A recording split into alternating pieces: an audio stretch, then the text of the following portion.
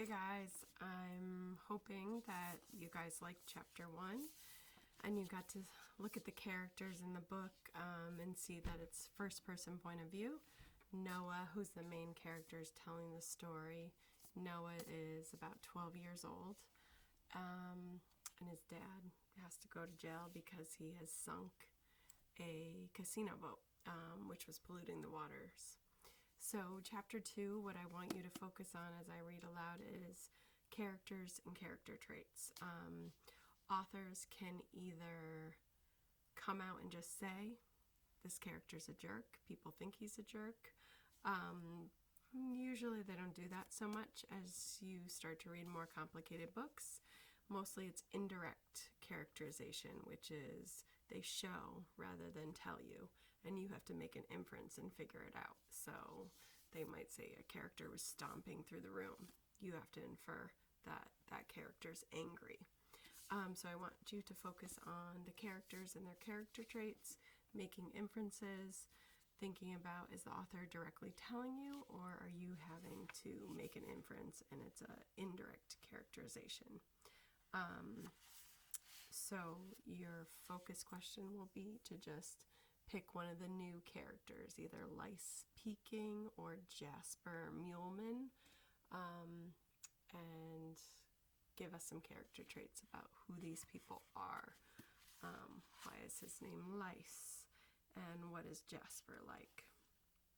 Okay, so page 12, chapter 2. Lucky for us, it was summertime and school was out. That meant that Abby and I didn't have to face all the other kids at once. It's a pretty small town and news gets around fast, so by now it was no secret that our father was in the slammer for sinking Dusty Muleman's boat. Everybody would be talking about it. The kid I most didn't want to see was Jasper Muleman Jr.'s, who was Dusty's son. He was a well-known jerk, which I partly blamed on the fact that his parents had named him Jasper. That would be enough to make anybody mean and mad at the world. Unfortunately, he was at the marina the next morning when I stopped by to see the salvage crew float the Coral Queen. Scuba divers were feeding fat black hoses into the sunken half of the boat, though I couldn't tell if they were pumping water out or pumping air in. I spotted Jasper Jr. before he spotted me. But for some reason I didn't sneak away.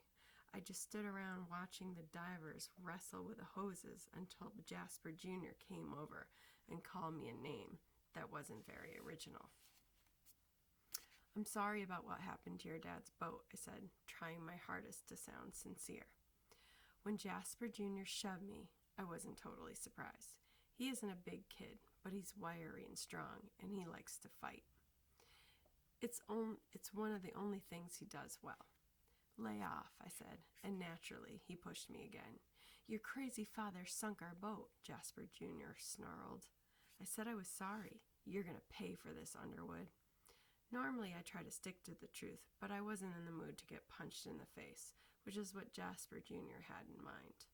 So, to try and calm him down, I said, I just came by to see if I could help. I'm so sure. Honest, Jasper Jr. sneered, which is another good thing he's good at. I found myself studying the shape of his head, which reminded me of an extra large walnut. He wore his hair in a buzz cut, and you could see shiny lumps and crinkles in the skin of his scalp. Maybe everybody's skull is knobby and weird underneath their hair, but on Jasper Jr. it made him look even meaner. He said, Underwood, I'm going to kick your butt from here to Miami. I don't think so. Yeah, and why don't you think so, dorkface? Because your dad's about to come over here and kick yours, I said, which was true. Dusty Muleman had been hollering for his son from the other side of the basin. Jasper Jr. hadn't heard him because he was too busy messing with me, and now his father was seriously ticked off. I pointed across the water to where Dusty Muleman stood glaring, his arms folded. Jasper Jr. spun around and saw for himself. Oh, he said, and took off running to join his father. I'll get you later, he hollered at me over one shoulder. A few minutes later, Abby showed up. and we hung around until the Coral Queen was off the bottom. We were surprised to see how easily they got her up, but of course there weren't any holes in the hull or other damage that needed patching. My father had just pulled the plugs, basically. How does Dad know it's the casino boat doing the dumping? Abby asked. Because they never had to close Thunder Beach before the Coral Queen got here. They never had a problem with poop in the water until now, I said. A small crowd had gathered to see the operation, but Abby and I stayed off by ourselves on the far side of the basin. We didn't want to make Dusty Muleman any madder than he already was. What a phony, my sister said. Just look at him. At one time, Dusty Muleman had been an ordinary fishing guide, the same as my father. Their skiffs were berthed next to each other at a place called Ted's Marina. In the summertime, when business slowed down, Dusty would head out to Colorado and work at a dude ranch, taking tourists into the mountains for brook trout. Then one September, he came back to the Keys and put his skiff up for sale. He told Dad and the other guides that he'd inherited some money from a rich dude who died in an elephant stampede in Africa. I remember Mom's eyes narrowing when Dad told us the story. It was the same look I get whenever I tell her I'm done with my homework and she knows better. As for my father, he said anything was possible, even Dusty Muleman being related to a dead millionaire. Not long after he quit guiding, Dusty bought the Coral Queen, got her outfitted for gambling, and partnered up with the Mikosukis. That wasn't even 2 years ago, and now he was one of the richest men in Monroe County. Or so he said. He drove up and down Highway 1 in a black Cadillac SUV, and he wore bright flowered shirts and smoked real Cuban cigars, just to let the world know what a big shot he was. But, according to Dad, Dusty still showed up every night at the casino boat to count his money personally. Abby said, Muleman'll have that tub fixed up good as new in a week. What was Dad thinking? If he was serious, he would have burned the darn thing to the waterline. Don't give him any ideas, I said. Lice Peking lived in a trailer park on the old road that runs parallel to the main highway. I got there at lunchtime, but he was still asleep. When I offered to come back later, his girlfriend said no. She'd be happy to wake him. She was a large lady with bright blonde hair and a barbed wire tattoo around one of her biceps. My dad had told me about her. He'd said to make sure I was extra polite. The girlfriend disappeared down the hallway and came back a half minute later, leading Lice Pekin by the belt. He didn't look so good, and he smelled even worse. A combination of beer and BO was my guess. Who are you? He demanded, then sagged down on an old sofa. The girl said, I'm off to the store. Don't forget my cigarettes, Lice Pekin told her. No way, you promised to quit. Oh, give me a break, Shelley. They argued for a while and seemed to forget they had company. I pretended to look at the aquarium, which had pea-green slime on the glass and exactly one live fish swimming in the water. Finally, Lice Pekin's girlfriend said he was hopeless and snatched the wallet out of his jeans and stomped out the door. When he got himself together, he asked once more who I was. Noah Underwood, I said. Payne's boy? That's right. He asked me to come see you. About what? Mr. Muleman, I said. From Lice Pekin's throat came a sound that was either a chuckle or a cough. He fished under one of the sofa cushions until he found a half-smoked, mushed-up cigarette, which he balanced in a crusty corner of his mouth. I don't suppose you got a match, he said. No, sir. He dragged himself to the kitchenette and knocked around until he came up with a lighter. He fired up the moldy butt and sucked on it for a solid minute without even glancing in my direction. The smoke was making me sick to my stomach, but I couldn't leave until I got my answer. For 2 years, until last Christmas Eve, Lice Pekin had worked as a mate on Dusty Muleman's casino boat. Mr. Pekin?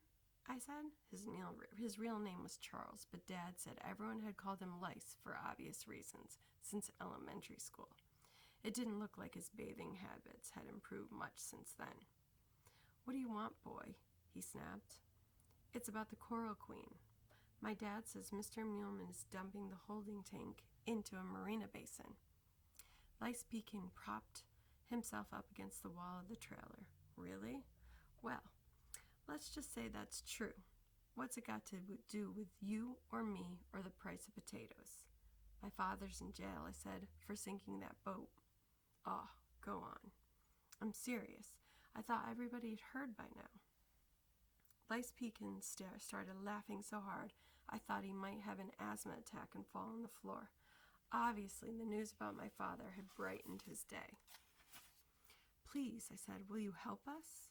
He stopped laughing and snuffed the nub of his cigarette on the countertop. Now, why would I do a dumb fool thing like that? Help you do what? I explained how the toilet scum from the gambling boat flowed down the shoreline to Thunder Beach, where the turtles lay their eggs, I said, and all the kids go swimming. Lice Pekin shrugged. Say I was to help you. What's in it for me? Dad had warned me that Lice Pekin wasn't accustomed to doing something simply because it was decent and right. He predicted that Lice Pekin might demand something in return. We don't have much, I said. Oh, that's too bad. He made like he was playing a violin. Like, so sorry. Sad story. I knew money would be tight at our house as long as Dad was in jail. My mother only works part-time at the law firm, so the pay isn't so hot. What about my dad's truck? I asked. It's a 97 Dodge pickup. Giving it up was my father's idea. No, I already got wheels, Lice Pekin said. Anyway, I'm not supposed to drive on account of they inked my license. What else? I thought of offering him Dad's fishing skiff, but I couldn't bring myself to do it. It was a cool little boat. Let me talk to my father, I said. You do that. Will you at least promise me something? Will you at least promise to think about it? You listen here, Lice Pekin said. Why do I care about baby sea turtles? I got my own daily survival to worry about. He pointed to the door and followed me out. I was halfway down the steps of the trailer before I got up the nerve to ask one more question. How come you don't work for Mr. Muleman anymore? Because he fired me, Lice Pekin said. Didn't your old man tell you? No, sir, he didn't. To keep from wobbling, Lice Pekin braced himself with both arms in the doorway. His face was pasty in the sunlight, and his eyes were glassy and dim. He looked like a sick old iguana, yet according to my dad, he was only 29. It was hard to believe. Ain't you gonna ask why I got canned? He said. It was for stealing. Did you do it? Yep, I sure did. How much? I asked. Lice Pekin grinned. It wasn't money I stole from Dusty, he said. It was Shelley. Oh, what can I say? I needed a lady with a big heart and a valid driver's license. I said, I'll be back after I see my father. Whatever, said Lice Pekin. I'm going to hunt down a beer. My mother says that being married to my father is like having another child to watch out for. One who's too big and unpredictable to put in time out. Sometimes when Mom and Dad are arguing, she threatens to pack up our stuff and take me and Abby out of the Keys to go start a normal life. I think my mother loves my dad, but she can't understand him. Abby says Mom understands him perfectly fine, but she can't figure out how to fix him. When I got back from the trailer park, my mother was in the kitchen chopping onions. That's how I knew she'd been crying. Nobody in our family likes onions, and the only time Mom ever fixes them is when she's upset. That way she can tell Abby and me that it's only the onions making her eyes water. I knew she'd been to the jail, so I asked, How's Dad? My mother didn't look up. Oh, he's just dandy, she said. Is there any news? What do you mean, Noah? About when he's getting out? Well, that's entirely up to him, Mom said. I've offered to put up his bail, but apparently he'd rather sit alone in a cramped, roach-infested cell than be home with his family. Maybe the lawyer can talk some sense into him. Of course, I couldn't tell what my father had asked me to do. Of course, I couldn't tell her what my father had asked me to do. She would have raced back to the jail, reached through the bars, and throttled him. Think they'll let me visit him again, I asked. I don't see why not. It isn't as if his social schedule is all booked up. From the tone of her voice, I knew she was highly irritated with my father. I spoke to your Aunt Sandy and your Uncle Dell, she said. They offered to call him in jail and try to talk some sense into him.